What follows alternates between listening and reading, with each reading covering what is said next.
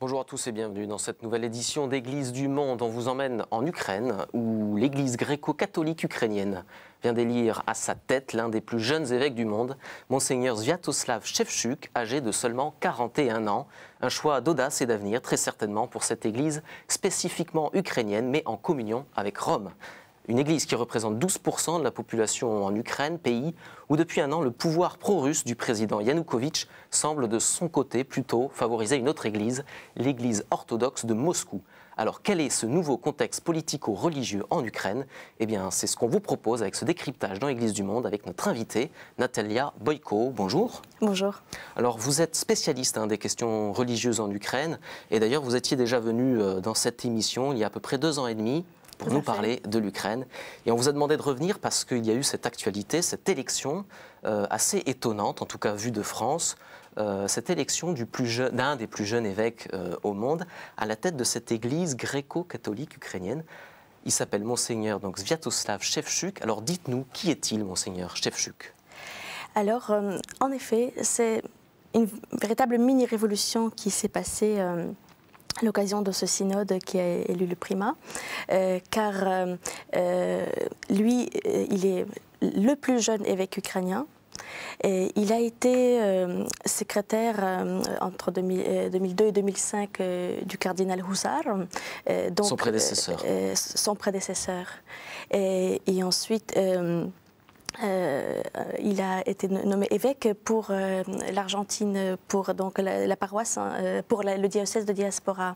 Et donc c'est une figure qui est emblématique à plusieurs égards, parce que à la fois c'est la première génération d'évêques qui était née en Ukraine et formée en Ukraine pour la mission pastorale et en diaspora, et qui justement, parce que après la Renaissance, après la sortie des catacombes, les gréco-catholiques étaient dans une posture un petit peu de la recherche d'identité ecclésiale et aussi dans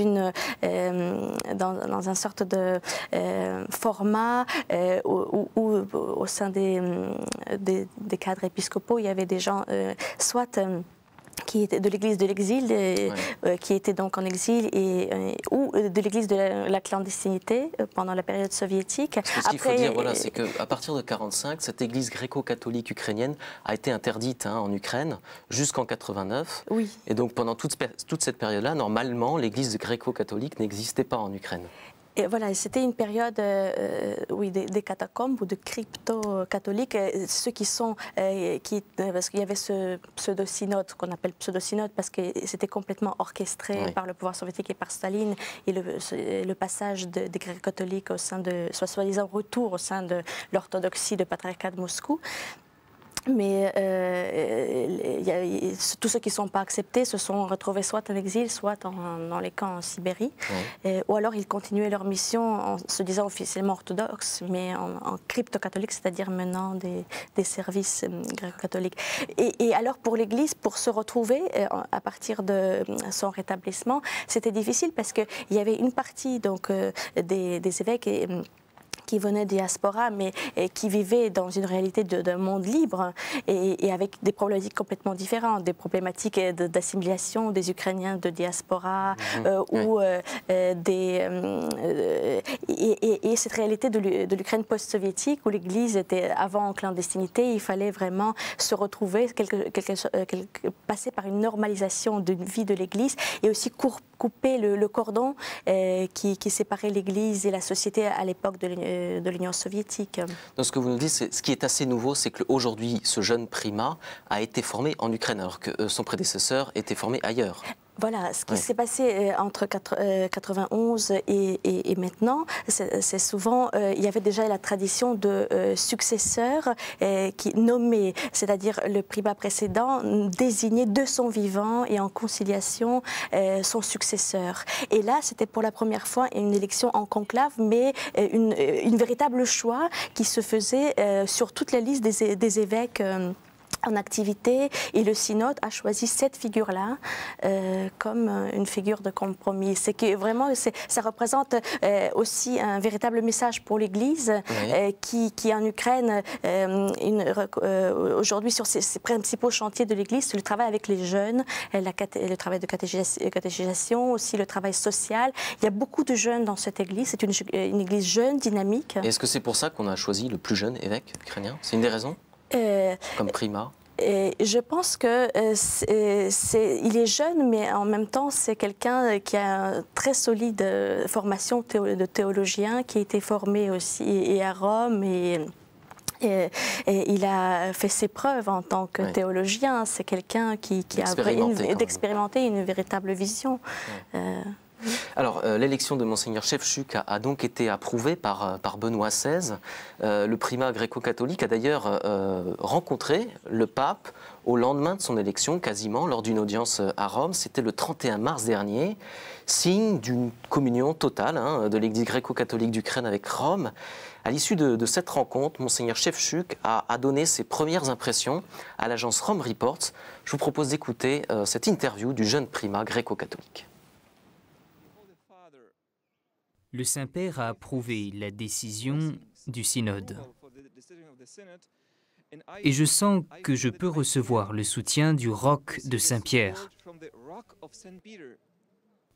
Et ce roc inamovible est la source de ma force, de ma paix, de mon ouverture même, et du sentiment que je suis prêt à accomplir ma mission comme jeune et aussi nouvelle tête de l'Église gréco-catholique ukrainienne. Nous ne ferons pas que parler, nous travaillerons avec ce devoir d'évangéliser, de développer nos structures et notre présence.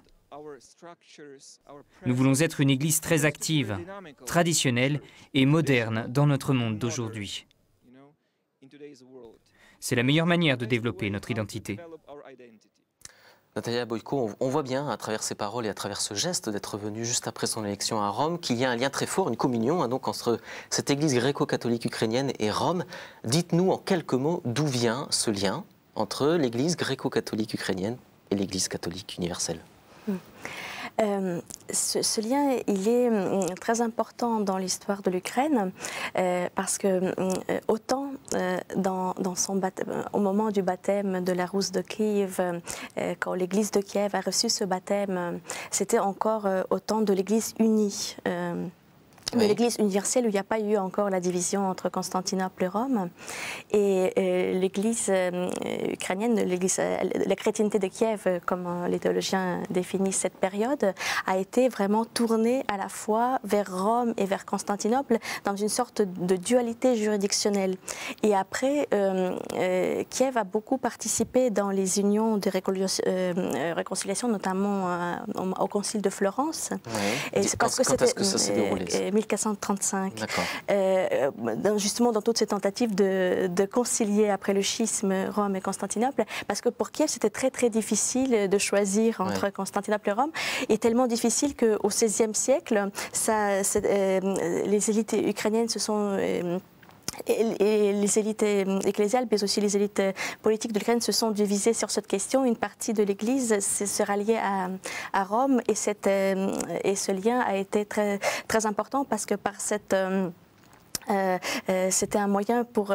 c'était une division de l'Église ukrainienne, comment préserver son identité dans le contexte justement de l'histoire de l'Ukraine qui était très perturbée, où il y a tout le temps la pression de l'Empire russe et de l'orthodoxie russe et la pression des autres voisins. Pour cette partie de l'Ukraine, cette identité transnationale, c'était un moyen de préserver son identité et son unité. Oui. C'est à la fin du XVIe siècle. Quelle est la date exacte de création de cette Église gréco-catholique? C'était donc, il y a eu, parce que vous savez, l'Ukraine aujourd'hui, c'est des territoires qui se sont... donc, c'est 1596, l'Union de Brest, où la Galicie, la métropole de Galicie s'est rattachée à Rome. Et il y a aussi deux unions consécutives, l'Union d'Oujgorod et l'Union de Maramuresh. L'Union d'Oujgorod, c'est la Transcarpatie, qui également, les Grecs greco-catholiques en Transcarpathie qui se sont ralliés à Rome, 1646, et après l'union de Maramuresh, c'est les parties de Bukovine. Alors cette église gréco-catholique ukrainienne, donc, puisque c'est de celle-là dont on parle, a été interdite officiellement donc en 1945, on en parlait, sur la demande de Staline et de Moscou. Elle est restée clandestine jusqu'en 1989, date à laquelle les gréco-catholiques d'Ukraine ont pu exister officiellement. Et depuis, cette église connaît donc un renouveau assez spectaculaire, et notamment au sein de la population ukrainienne. Je vous propose de découvrir ce renouveau à travers ce reportage de Sibylle Delettre. Interdite et persécutée pendant 70 ans, l'église gréco-catholique renaît de ses cendres depuis une vingtaine d'années. Premier signe de ce renouveau, le dynamisme de ses paroisses. À Lviv, cette église par exemple, construite par des moines belges en 1925, avait été réquisitionnée par les soviétiques pour devenir un entrepôt de stockage de produits dangereux. Les paroissiens l'ont récupérée après l'indépendance du pays en 1991. Notre première tâche a été de reconstruire cette église. Le bâtiment était très abîmé. Une fois les travaux finis, nous avons pu nous concentrer sur un travail plus social. En effet, cette paroisse est un exemple de dynamisme. À sa réouverture, elle n'accueillait qu'une centaine de familles. Aujourd'hui, elle en compte plus de 500. Accueil des personnes handicapées, soupes et locaux pour les sans-abri, garderies pour les plus jeunes, cette petite église joue un rôle fondamental dans la vie des habitants du quartier.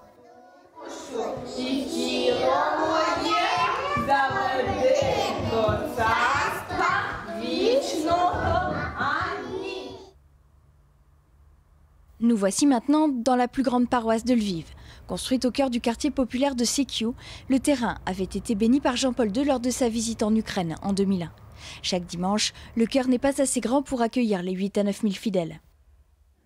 Nous pouvons sentir la bénédiction du pape quand nous marchons dans cette église. C'est très ouvert ici, c'est chaleureux, c'est rempli d'amour. Chaque personne qui rentre dans cette église peut le sentir. Les paroissiens sont tous très impliqués dans la vie du pays, mais aussi et surtout dans la vie de cette église.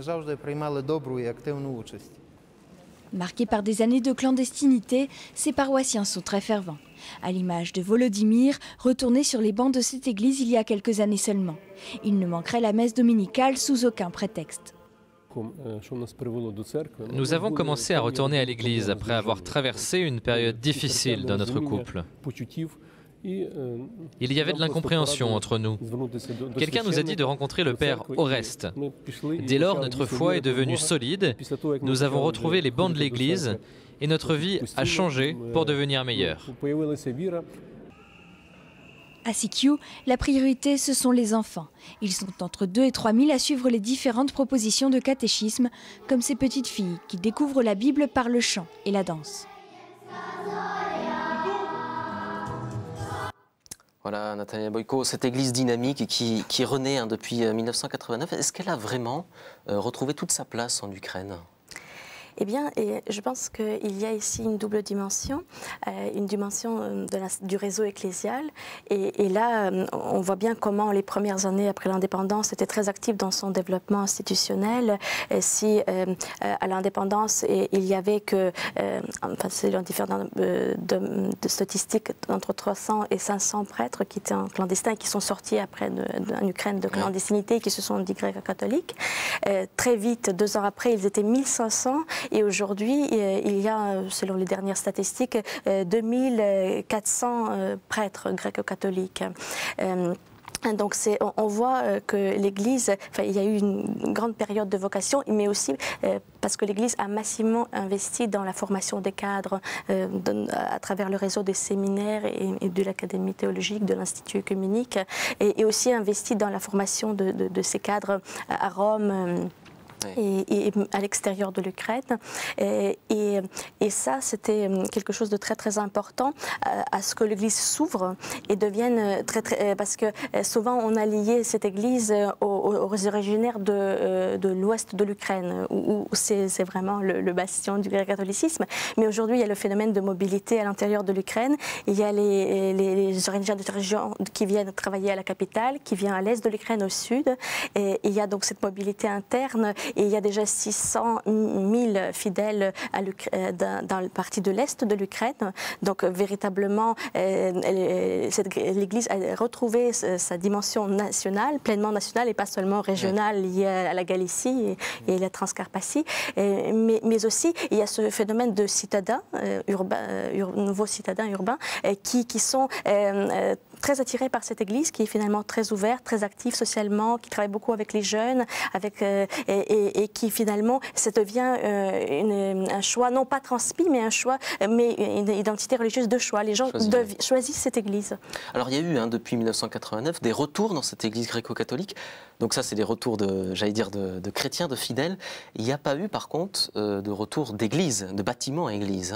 Ces églises qui avaient été, je ne sais pas quel terme on peut utiliser, confisquées, ou l'église gréco-catholique n'a pas pu récupérer ces églises-là. C'est une question très, très épineuse, justement parce que en Galicie, l'église a pu récupérer les bâtiments de culte, et justement, le patriarcat de Moscou continue de dire que c'est l'église orthodoxe russe qui a été spoliée de ces bâtiments, alors que c'était tout simplement la justice restaurative. On a restauré, on a rendu aux Grecs catholiques des biens qui étaient construits avant 1946 par les Grecs catholiques et toutes ces églises qui appartenaient. Mais pas toutes les églises ont été rendues. Et il y a beaucoup d'églises, surtout dans les villages, dans les petites communautés villageoises, qui fonctionnaient en double régime. Les églises qui étaient le même lien de culte était partagé par les paroisses de différentes juridictions. Les premières années, ça ne se passait pas sans litige, même c'était assez... mais à force, surtout sur la dernière décennie, on voit que de moins en moins de conflits et ça se passait de plus en plus dans une atmosphère de plus en plus tolérante. Alors, vous dites ça se passe peut-être de mieux en mieux. Pour autant, il y a toujours quand même des difficultés de relations entre les différentes églises, surtout gréco-catholique, ukrainienne et j'allais dire celle de l'église orthodoxe du patriarcat de Moscou. Ces relations donc, entre ces églises ne sont donc toujours pas faciles. Et c'est d'ailleurs ce qu'explique l'ancien primat gréco-catholique, le cardinal Huszar. C'est un extrait du documentaire Ukraine sortie des catacombes. Je vous propose d'en regarder un extrait. À vrai dire, il n'y a aucune différence liturgique ou théologique entre les églises orthodoxes et grecques catholiques. Il n'y a rien qui rende une séparation inévitable. Il n'y a rien qui empêche l'union. Ce dont nous avons besoin, c'est la volonté, mais cette volonté n'est pas en vue.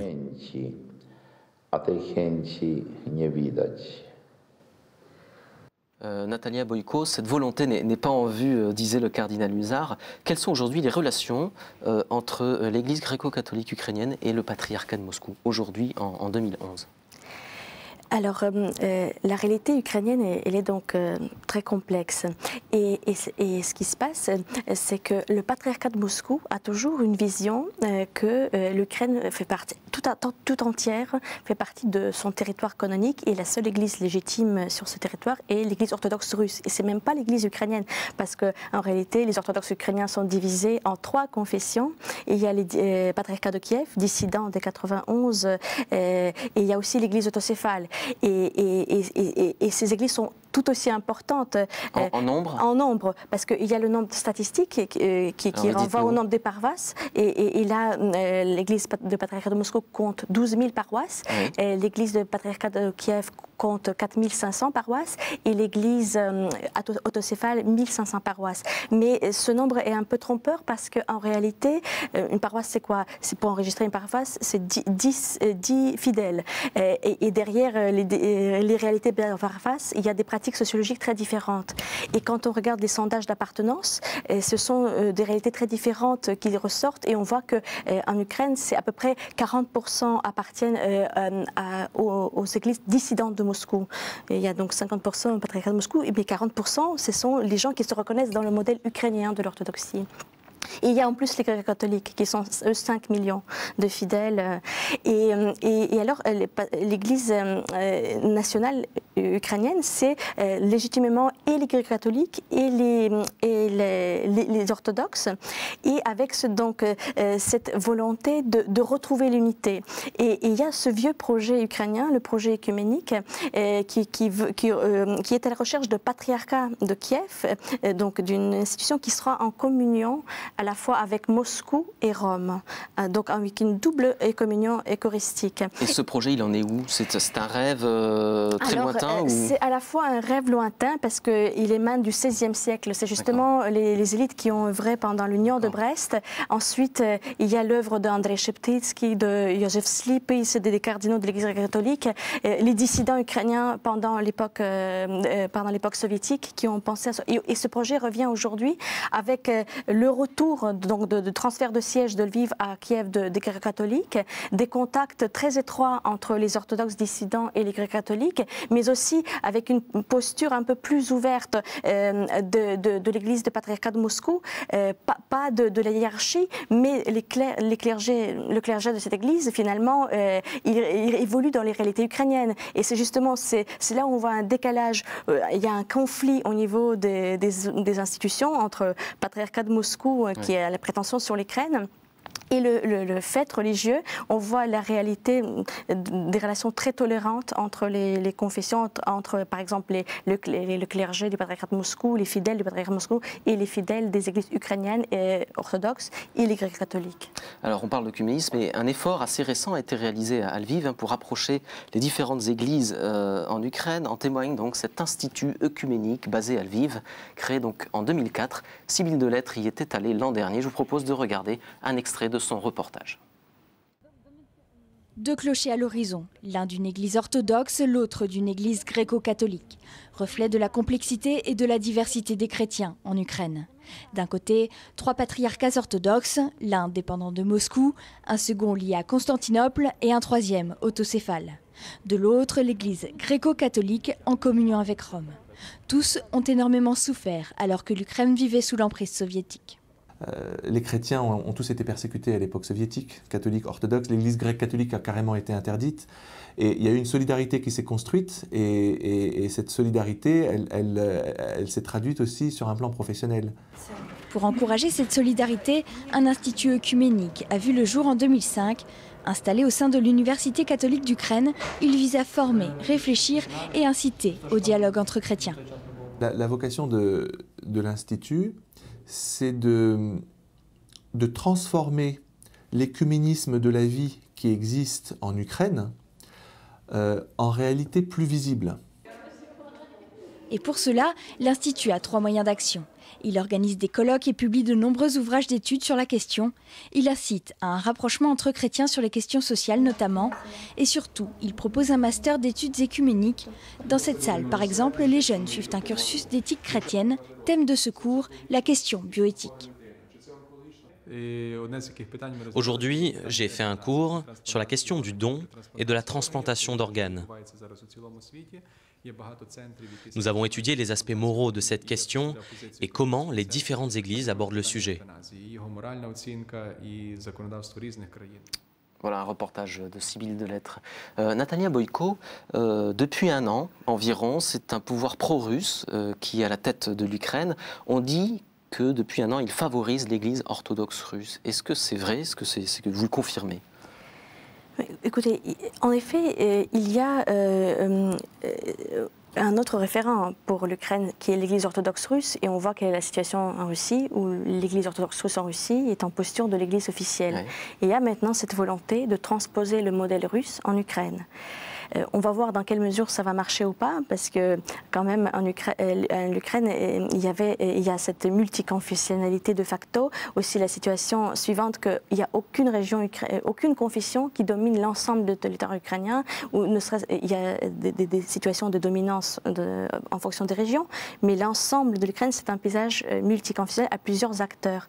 Donc, mais il y a en effet, par exemple, pour son intronisation, pour la cérémonie de d'inauguration, il a invité seulement l'évêque, il a invité le patriarche russe et le chef de l'église métropolitaine Vladimir, il n'a pas invité les représentants des autres confessions. Avant, il y avait un conseil supérieur où tout le monde se réunissait. Maintenant, il a aboli l'institution et il ne voit que les autorités de l'Église du patriarcat de Moscou. Mais ceci dit, l'Ukraine, c'est quand même justement un pays qui a une réalité de fait, une réalité qui est œcuménique, et où dual, ou même multiconfessionnelle, parce qu'il y a 25 000 organisations religieuses de différentes confessions, de différentes... il y a une sorte de religion civile qui s'est instaurée en Ukraine avant Yanukovych, où il y avait par exemple les grandes fêtes nationales qui réunissaient les représentants de toutes les confessions ensemble, sous la même échelle. Et au moment de la Révolution orange, on a vu aussi tous ces acteurs religieux être aux côtés de la société civile. Donc il y a cette réalité-là. Il y a maintenant une velléité du pouvoir de changer le modèle de relation, et c'est plutôt de transposer le modèle russe. Mais je pense que ça ne va pas marcher en Ukraine parce que fondamentalement en Ukraine, il y a cette ouverture à l'œcuménisme et ouverture aux deux mondes. Et c'est pour ça que je suis un petit peu sceptique. Très bien. Merci beaucoup Natalia Boyko de nous avoir éclairé sur cette actualité ukrainienne. Merci beaucoup à vous d'avoir suivi cette édition d'Église du Monde consacrée à l'Ukraine. On se donne rendez-vous pour une prochaine édition d'Église du Monde. À très bientôt.